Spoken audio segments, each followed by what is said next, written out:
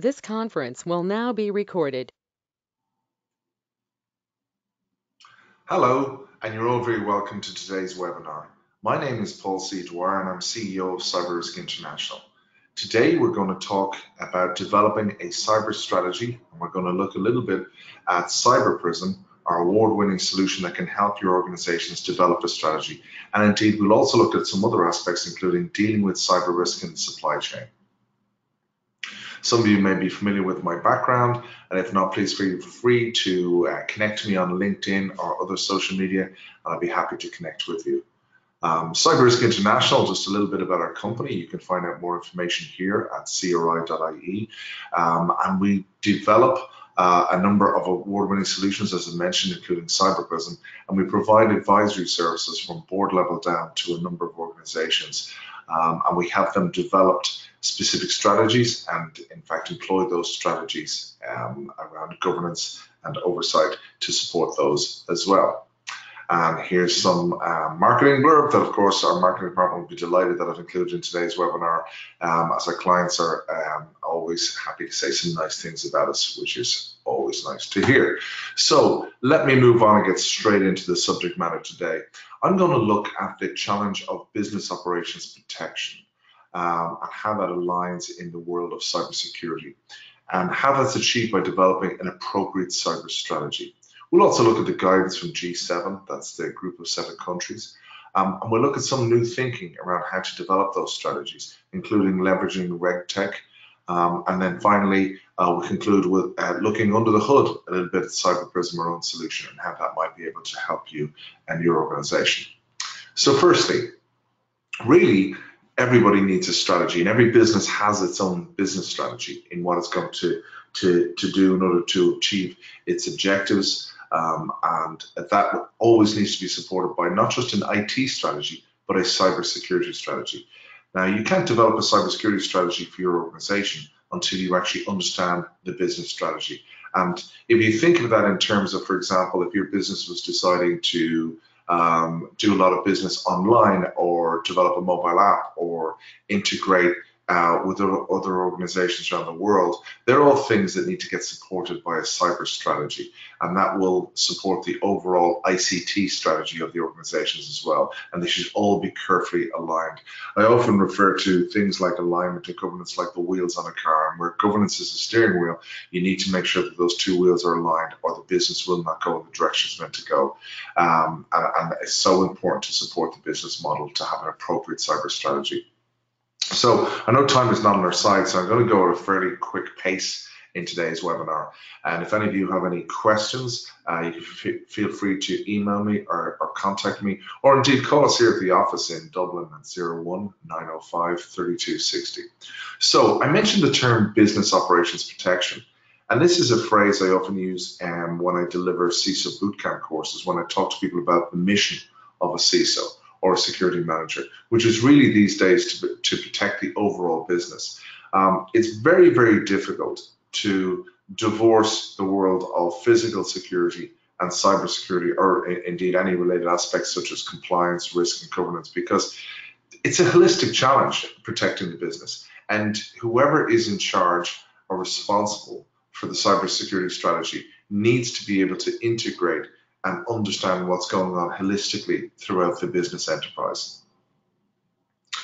Some further definitions there about applying the science of security, risk, and privacy services across the business. And I think we can all agree it's no longer the siloed approach. This has to be something where there's consensus and there's collusion within the business, if you like, in relation to how these things are being delivered.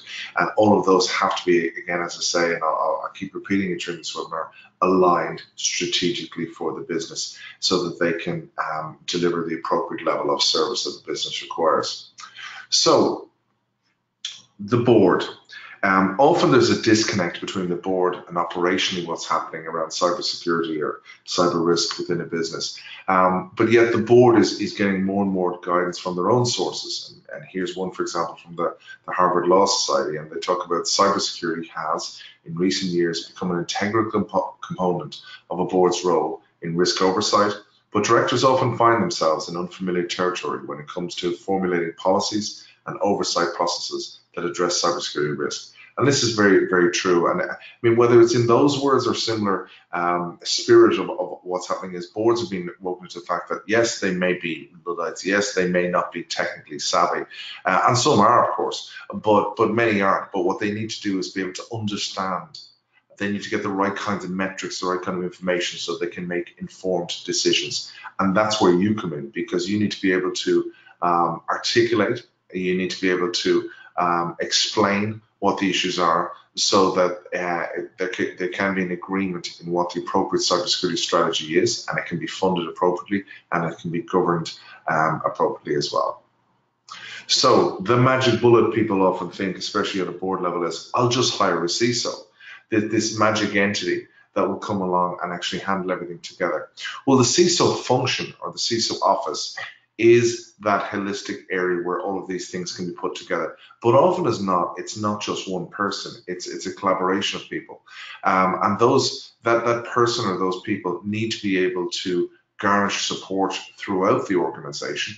They need to be able to integrate with developers, marketing, business people, salespeople, management, senior executives, all of those people in order to be able to fulfill their mission. And they're not so much subject matter experts or technical experts. They're people that have political skills and sales skills and can actually cohesively bring people together so that they can deal with the overall challenge rather than just defend a particular area of the business itself.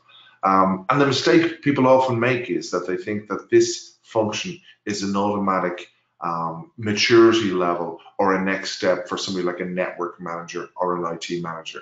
But the truth is that this role is really best suited for somebody with people skills and somebody with business skills that can leverage those other expertise areas and those technical skills from others within the team, because this person has to be able to galvanize the troops, so to speak, and bring people together so that they can deal with the challenge and deliver the strategy. So let's quickly look at the cyber challenge. So if you look at the right-hand side of this seesaw diagram, we see traditionally what a lot of organizations still see as being the cybersecurity challenge. And it's almost, what would have been appropriate maybe even 10 or 15 years ago, which was it's all about just defensive cybersecurity controls. Building castle walls, stopping them getting in, more firewalls, but the reality is that we've all done a deal with the devil. We wanted access to all data at any time from anywhere on any device, because that's what the business required. And so therefore, the cyber challenge is far broader today. It's about cyber risk management and oversight. It's about threat intelligence and collaboration. It's about third-party and vendor risk. It's about being able to detect an incident and respond and recover from an incident. Metrics enable decisions. In order to be able to develop the appropriate strategy, you need to have the right kind of information. An appropriate strategy will help you manage cyber risk. It will enable the business and help you communicate a status to any related risks to any stakeholders, and develop the appropriate framework that can deliver the strategy. But in order to do this, you need to be able to take a holistic view of the organizations. You need to understand what are the priorities, where are the gaps, what is in place, and what do they actually need to have in place? Is it appropriate, the investment that's been made thus far into the organization? We often talk about the current state of maturity in an organization and the desired state. We can see this within frameworks such as NIST and so on. But really the answer to this lies in calculating what we call the inherent cyber risk. In other words, that metric can help you work out what is appropriate for the organization. The inherent cyber risk is calculated minus any mitigating controls. So you do not take into account any mitigating controls. You're effectively looking at the cyber DNA of the business. You're looking at its dependence on people, processes, and technology in relation to cyber. It should completely reflect the business model. It should take on board all the unique organizational characteristics, such as the locations and countries you operate in. How many employees do you have? How many internet connections do you have? How much of your business is done online? How many social media accounts do you have? All of those kinds of things are factors that make up and should be put in place in the algorithm that works out the inherent cyber risk metric for the business. It should be done, as I say, absent of any compensating controls, and effectively will help you understand your cyber DNA of your business. By doing this, you can then work out what's appropriate for the business. So we encourage people to do is work out their inherent cyber risk, and this has been echoed from regulatory compliance now from the Central Bank of Ireland, the Bank of England, the European Central Bank, and indeed G7, the group of 7 countries themselves, have specified this in writing within their own guidance to say that, you know, no longer is a one-size-fits-all approach of comparing a company to a standard the appropriate way forward anymore. You literally have to work out your inherent cyber risk before you look at what's appropriate. So once you've calculated your inherent cyber risk, the next challenge is to work out, well, what maturity level of controls do I have in place at the moment? What controls are they, and what maturity level are they at the moment? Because when you do that, you're then in a position where you can calculate whether there's any gaps, any residual risk, any overspend in particular areas that are too mature, and it will help you drive strategy. It will help you understand any residual risk, pick the appropriate maturity level of controls, and of course pick the appropriate controls themselves that should be in place. So if we look at this slide here, where we look at the fundamentals of G7, we see that it covers a number of areas. And those areas include everything from cybersecurity strategy framework, governance, risk and control assessments. And I would encourage you to download the G7 fundamentals and the RAID fundamentals and share that with the executive board so that they can understand at a very high level the fundamentals and the aspects that are required in relation to managing and understanding cyber risk strategically across an organization. The reason I have the pyramid graph on the right-hand side is to explain that there's one thing saying you have something in place and there's another thing proving it. So let me explain very quickly here, if I go off on a small tangent in relation to this pyramid. This pyramid, if any of you are familiar with ISO 27001 or any related standard, will be familiar with the 4 levels of documentation. And level 1 would be the likes of overarching security policy. Level 2 would be getting down into the policies and procedures. Level 3 would be work lists and instructions. So for example, a level 2 document may be a change management procedure. Level 3 are the work lists and instructions to carry out any of those changes. But level 4 is the most important, I would say, to prove that you do what you say you do in relation to any regulatory auditor or any other third-party auditor, or indeed to your own business colleagues and the own stakeholders there. And this is collecting evidence that you do what you say you do. So in other words, if I have a change management procedure and I'm following the work list and instructions, well, then I should have evidence created from that. I should have artifacts that prove I do what I say I do. And strategically, that is a very important part, and it's mandatory to have that in place around your cybersecurity strategy, that the processes you're running are churning and developing and producing evidence. Otherwise, they will only be seen as at best ad hoc and not in place. So again, on a slight tangent here, I just want to outline what we would call the value chain. These are very important terms to understand. And here what I've done is I've just outlined the value chain of a manufacturing plant. And what I want to just emphasize here is if you need to understand not just the business strategy of your organization, but you need to understand the value chain.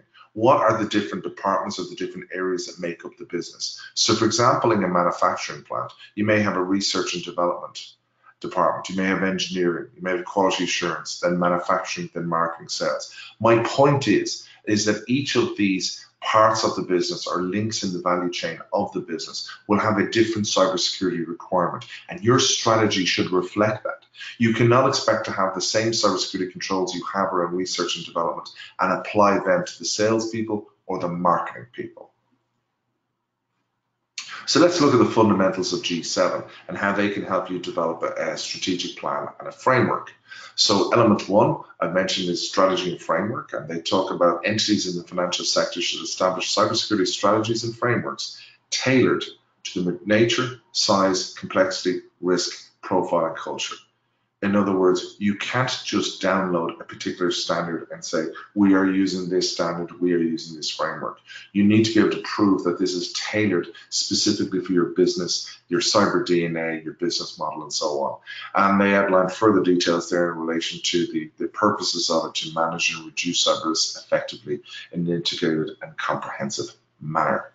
Governance, consistent with their missions and strategies. Boards of directors should establish a cyber risk tolerance for their entities and oversee the design, implementation, and effectiveness of related cybersecurity programs. So these are the fundamentals that you need to articulate and explain to your board so that they can understand what's involved in dealing with these areas. Again, further definition of that effective governance structures reinforce accountability by articulating clear responsibilities and lines of reporting and escalation. This is very important when it comes to things like incident management, incident handling, who does what when, who's allowed to do what when, and so on. Very, very important. You should perform a risk and control assessment.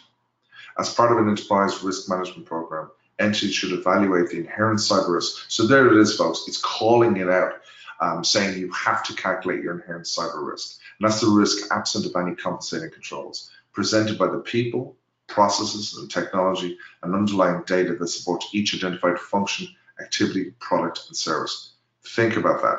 Think about that business value chain I showed you, and think about this statement.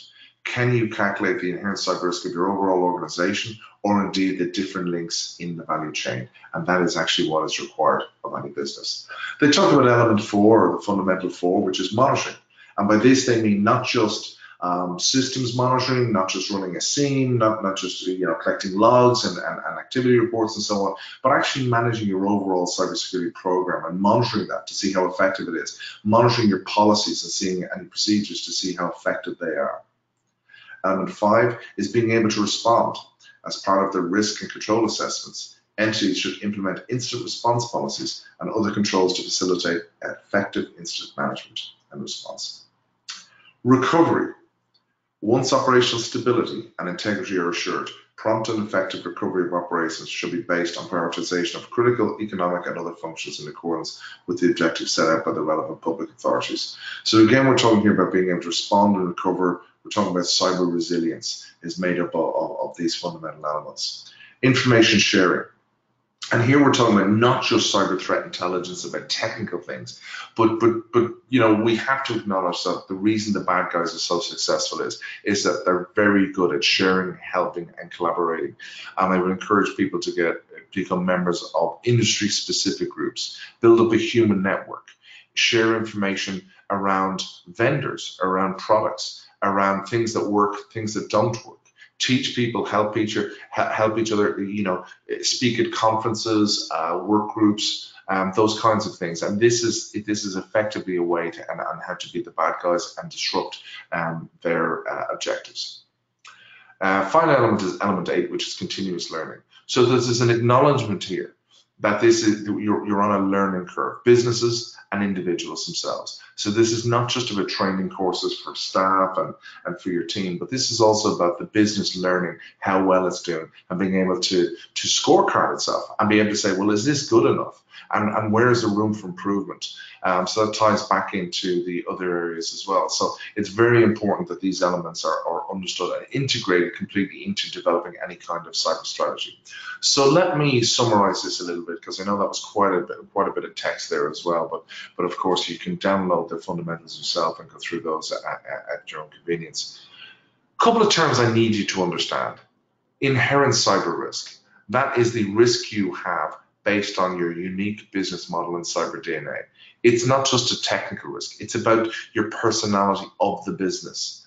As I say, things like the locations where you operate. Each country has a different security rating. Each sector has a different security rating. How many employees do you have? How many internet connections? These are the fundamental aspects that make that up. Now, once you calculate the inherent cyber risk and you minus the impact of your current controls, in other words, that you understand what controls you have in place and how good they are to meet that inherent risk, then you're able to actually calculate what we call your residual cyber risk. That's the gap. That's the challenge, and that's what you have to start treating, you have to start working on.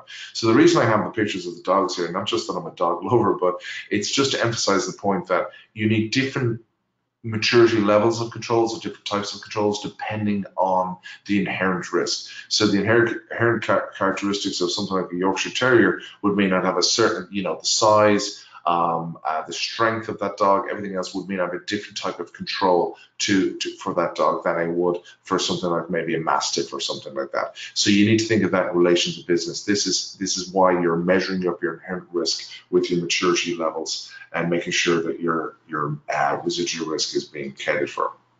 Now, I touched upon lightly there a couple of things like, the countries you operate in, the sector you operate in. Absolutely, you have to factor in a couple of factors into this, and that is what is the geopolitical threat level based on the country you're operating in. And let's take this in really broad brushstrokes. If you're operating in London, the UK, you've got a certain level of risk based on the ecosystem that's afforded to you by the society of the UK, if you like, and law enforcement, the controls that are put in place, GCHQ, the National Crime Agency, all of those kinds of things, make that country a certain risk level in relation to being delivering cyber business from there. If you take a country like the Ukraine, it's a completely different risk factor, as you can imagine. So you need to understand the risk level associated with the countries that you're operating from a geopolitical aspect. Also, you need to understand your sector. What are the threat groups? What's their capability? And what's the potential impact? Because those factors are things that will also add in to calculating an appropriate and accurate inherent risk score so that you will understand then the maturity level that needs to happen. So let's talk about incidents for a second. The root cause of all cyber incidents is either the failure of a control or the absence of a control, because in all cases these things could have been prevented or detected and managed in a different way. And if I think broadly now and talk a little bit about ourselves and our own organization, how we've been dealing with these things for organizations, is that time and time again, we would go into organizations, we'd be developing a cyber strategy for them. And the old school approach of going in and performing traditional cyber assessments, if you like, was certainly doesn't fit today, because people want things to happen faster. And they want to be able to be empowered so they can do a lot of this themselves. So we decided that what we would do is we would develop a tool called cyberprism to help our clients and organizations be able to carry out these assessments themselves, not just on themselves, but on their supply chain, and be able to understand what level of inherent risk they have, what level of maturity is in place, and are there any gaps that are in place to that. The product itself, you can get lots more information on cyberprism.com, and you can see some of the recent awards we've won there. We've won from FinTech, we're approved by Her Majesty's Government on the G Cloud, and the methodology itself won a prestigious award from the Institute of Risk Management. So quickly, let me talk a little bit in depth about what that does. Because this will help you gain a more deeper understanding of what you need to be able to do, and hopefully you'll do that using the CyberPrism tool, or maybe you'll go about it in a completely different way. So I talked about the cyber DNA and calculating the cyber inherent risk. Let's look at where you need to get those metrics from. You need to look at things like technologies and connection types, external threats, organization characteristics, online mobile products and technology services, and of course delivery channels. How are you delivering your business? Those kinds of areas need to be assessed and understood in order to be able to calculate your inherent risk score. The second thing we do when we're looking at organizations is we holistically evaluate what they've got in place today. Now, you'll note I haven't talked anything about standards here at the moment in our approach, because what we're doing is we're looking at the business itself. What is your inherent risk? Now we're looking at what you have in place right across all of these areas here, holistically, everything from cyber risk management oversight right down to suppliers, right across. And by doing that, we can then run a number of algorithms. And if we look at this table, which helps explain a little bit how this then works. If, for example, your business had an inherent cyber risk score of 450, it would be sitting here at the risk level of moderate, and that would indicate that your maturity of your controls should be at least at the evolving level and at best advanced. Now, if we assessed your controls and we found you lots of innovative controls, essentially that's overinvestment. I mean, you're overhitting your risk level. If we found that you had any missing baseline controls or evolving controls, that's your primary area to focus on and to start closing the gaps in that area. But I'll tell you what I'll do, just because I see time is going well for us here at the moment. So what I'm going to do is I'm going to quickly, if you bear with me, jump out and give you a quick look at the software itself. So let's have a quick look at that.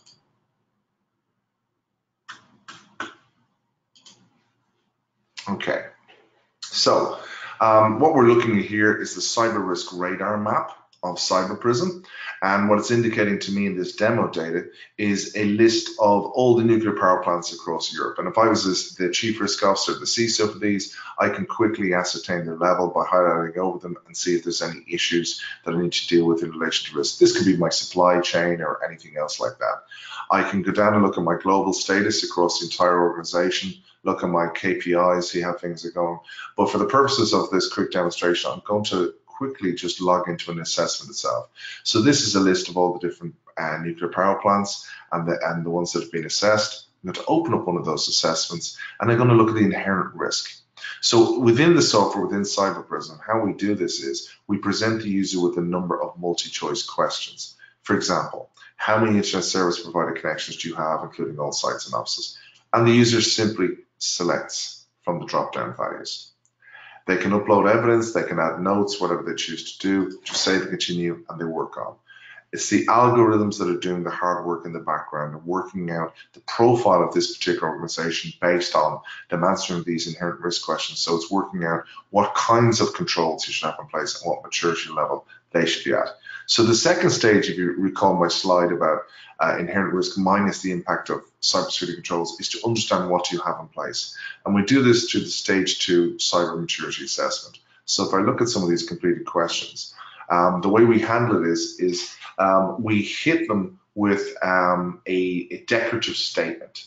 And if you like, the answer to the declarative statement or the response should be true or false. And you can see that here where they say something is true of the organization or something is false. This makes it far more binary. This makes it far less subjective, far less woolly in relation to finding out what's in place in an organization. And because it's an attestation type of an audit, it really psychologically focuses the mind of the auditee who's completing this. They can mark something as not applicable if it's not, and it will be taken from the assessment, or they can quickly, if they're in a hurry, mark something to be confirmed so that they can work their way through.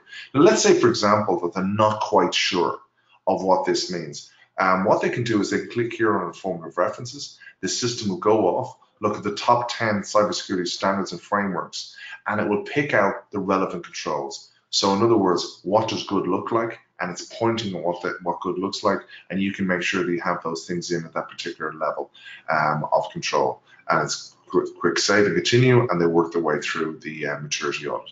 When those two stages are complete, this is when the magic happens, so to speak, because the user is then able to go in and look at their cyber score. So let's look at some of these metrics. And these are the kind of metrics, of course, you want to share with the business, you want to share with the executive board, and so on.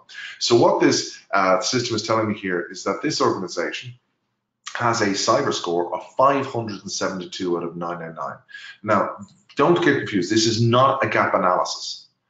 Because the inherent risk score has been calculated, it is now working out how hard the test should be for this organization. So 999 is perfection for this organization. That's the target score for this organization. It's not every control up to top maturity level right across. It is putting the weighting on the questions and the particular controls that should be in place based on their inherent risk. We can see the inherent risk score here. We can see it outlined here on the graphic and so on as you go through. So what does that mean when you get into more detail? Well, we can go straight into dashboards here and we'll have a quick look. There's lots of different kinds of dashboards, as you can see here, and different kinds of graphs to break everything down. Again, just because we're short on time, what I'm going to do is quickly look at the cyber maturity. And here I can see all the different kinds of chart types, a breakdown and drill down into each particular level within the organization so I can find out what's going on and where my issues may be. So let me give you a quick example of what that looks like. So here I can see right across that this organization has controls at various maturity levels across cyber incident management and resilience, but they don't need innovative. We've established that, right? So I can just take those off for a moment. But I'm very concerned here because when I look at baseline, I see that there's a delta or a gap of at least 41%. So it doesn't matter if I've invested in innovative controls, advanced controls, and intermediate controls, because those controls may not be working because of the absence or the failure of baseline controls. So I want to see what that looks like. So straight away, I can just click back, go into stage 2, and I can ask the system to show me all of those controls. So I'm asking it to show me all the controls that I don't have in place at a maturity level, let's say, for example, of baseline. And it will show me all of those things that I need to do. And perhaps I want to send that as a task list to somebody, and I can do that. I can just click on that button and send those tasks off to a colleague and say, I need you to close these gaps by a certain date. Or maybe, for example, that I want to look and see, well, how am I doing in relation to something like ISO 27001? And I can just filter by that, and it will show me those controls. Or again, I could do something like NIST, and it will show me the controls and where they sit in NIST as it goes through. So if I quickly go back to dashboards, sorry, that's because I've answered one of them incorrectly. So there we go, true. If I go back to our dashboards here, actually what I'll do just to make it easier, I'll flick straight out to another assessment that is complete because I've left one of those unanswered. And I can see here in dashboards that I have all my cyber maturity ones, which I'll give you a quick overview of. I'm going to go straight into the executive dashboard. And what we do here is the system month on month calculates how you're doing in relation to your inherent risk versus your maturity and looks at any residual risk. Also produces a gap analysis and these board level type executive charts. The board themselves can actually log in and just see this screen and just see this information, or you can print it or share it with them any other way you want. And of course, because we are aligning with the top 10 standards around the world, we can cross map against things. So for example, GDPR is not an issue. You can just quickly see how you're getting on in relation to GDPR. I'll go back to one that has completed those questions on GDPR. Let me quickly go back here.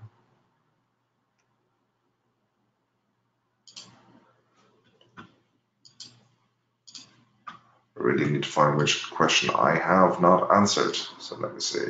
Show unanswered questions. This conference will now be recorded. So here's my unanswered question that I had marked TBC. I'm going to mark that one true. And now I'm able to see my dashboards and my scores. So go in here, have a look at my executive dashboard again, and I can see how I'm doing. And of course, I can see how I'm doing in relation to GDPR and all of those various areas of GDPR. Again, all of these are completely interactive, the charts, and you can click and work your way down on them. Now, every assessment is only as good as the report it produces, and there's a number of different reports that come out of this system.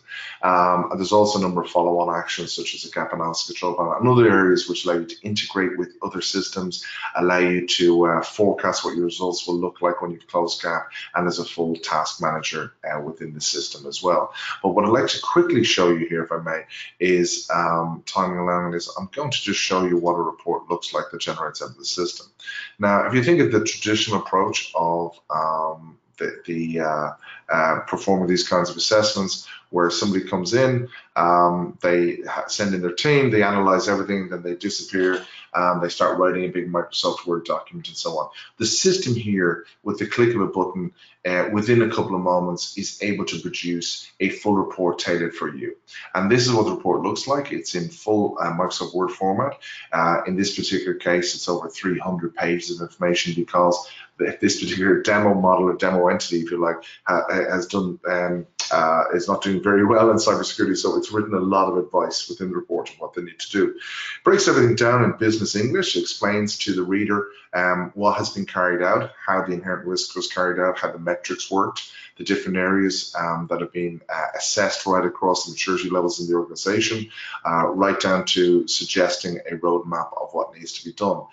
So after it breaks down all of the scores, we can see here it goes through, and then one of the most intuitive parts of this, or valuable pieces, is when it starts breaking down into the various areas and telling you how to close those gaps. So if we get down here, I think it's on this sample report, it's around page 90 or so bear with me a second, quite a bit of information. And all of this isn't just a template that pops in a logo or something like this. This is specifically written based on the inherent risk score and the maturity that's come out of the organization. And here what we see is the system is using these 10 frameworks and standards so that it can then start telling you how to mature your roadmap. So in other words, any gaps you have in baseline, it will tell you which gaps to that you need to deal with, and it will point within these frameworks. And these things are like COBIT, FFIC for the financial sector, ISO 27001, we've industrial control standards in there, we've European privacy, we've the cyber resilience review from the Department of Homeland Security,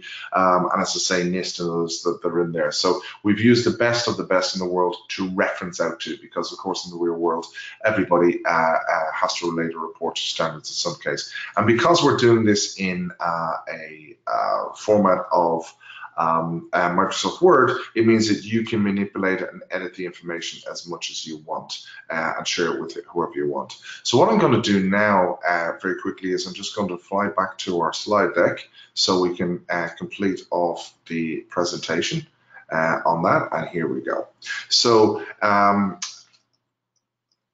understanding your business model and understanding your business strategy helps you break down the business value chain. From there, you can start developing that cyber strategy. And my clear recommendation here and guidance is that you do that along the lines of fundamentals such as that are found in G7, a group of 7 countries that put that together. And remember why that document was put together.